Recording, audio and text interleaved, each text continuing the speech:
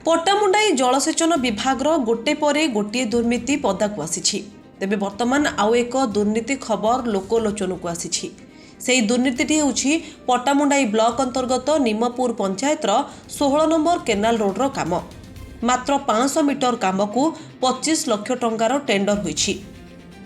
किंतु दुखर कथा ठिकादार पट्टामुंडाई इरिगेशन उपरिस्थ अधिकारी को धरी निम्नमानर काम करी लक्ष लक्ष टंका लुटिबाकू बसिथिबा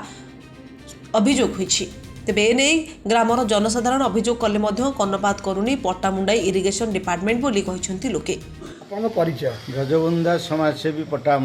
पट्टामुंडे इरिगेशन डिपार्टमेंट रे वर्तमान Nimpur canal road 16 number canal road रे एक 5 मीटर रास्ता को 25 लाख टंकार गोटे टेंडर होइछि जेतकी गोटे ठिकादार ताको निम्नमानर काम करछि जाकि विजुअल माध्यम रे देखा जाइछि सेतिरे खाली माटी ऊपर गोड़ी थई जाउछि। आपण आ विषय किछ कहिए। निमपुर 16 नंबर केनाल खाली नुह पट्टामुंडई जलसंपत्ति विभाग रे जेते काम होउछि अवस्था सेया 25 लाख टंकार से संपृक्त ठिकादार बोधे 5 लाख खर्च करिवो कि नाही 5 लाख खर्च न करी मध्य 25 लाख से बिल नबो। एटा जलसंपद विभाग रो चिराचरित नीति एवं प्रथारे मध्य परिणत होइछि। आपण माने सब जानिछंती आगुरु पट्टामुंडई केनाल सफाई रे 4 कोटी 22 लाख टंका 28 लाख टंका जो खर्च कले ताकू सब हलुट करी खाई गले। मु जनसूचना अधिकार आईन रे से तथ्य पाइला परे सम लोकलोचन को आनी आपण मान के जरिया रे परवर्ती अवस्था रे ये जो काम कहते ये दुर्नीति काम मान चिराचरित भाव में चली मुझे आरटीआई तथ्य मागिची जहाँकि मत 2 मास धरिकी एपर्यंत नदेवा फल मु आवेदन कली प्रथम अपील करी ताकू जलसंपद सब डिविजन न शुणिबारु मु आज राज्य सूचना कमिशनर पाखे द्वितीय अपील करी तथ्य न पाइबारु तांका विरुद्ध में जोरिमाना करने एवं मते तथ्य दवाई मु अपील करी। आपण मैंने समस्ते जानिचंती जलसंपद विभाग संपूर्ण गोटा अणदेखा साइट रे रही जहाँ लोक मैंने चाषी मैंने गले अभियोग करने ऑफिसर को देखा पाती से कनिष्ठ जंत्री सहकारी निर्वाही जंत्री कहारी देखा मिले ना किंतु काम बिल करी कौ बाटे नियति ताहा समस्त को जना सी निम्नमानर काम तांकर करवा उद्देश्य रे ठिकादार को दियंती काम एवं भाग बंटरा करी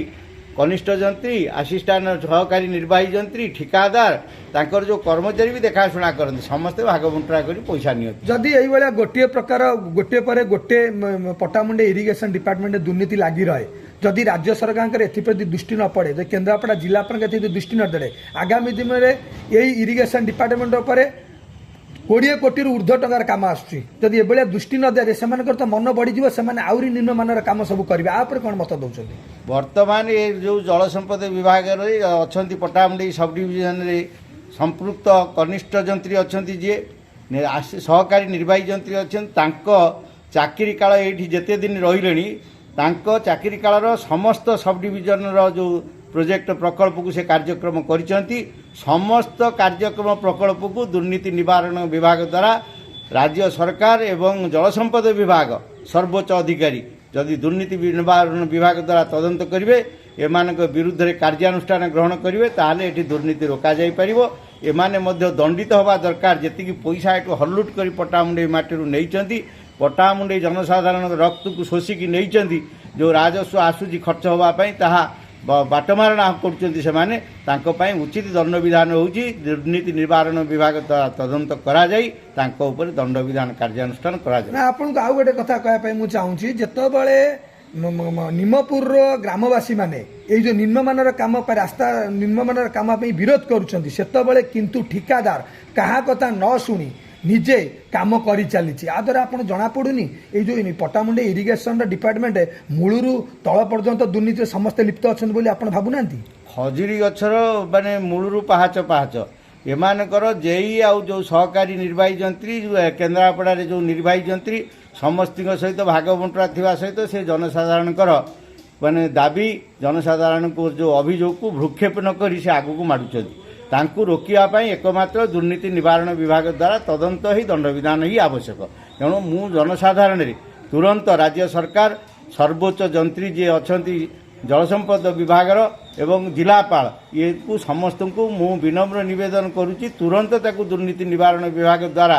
कार्यानुष्ठान तदंत करा जाय कार्यानुष्ठान ग्रहण करा जाऊ सर्वाग्रे 16 नंबर केनाल को आगे तदंत करा जाऊ। पट्टामुंडाईरू शिशिर सेन को रिपोर्ट विशेष खबर।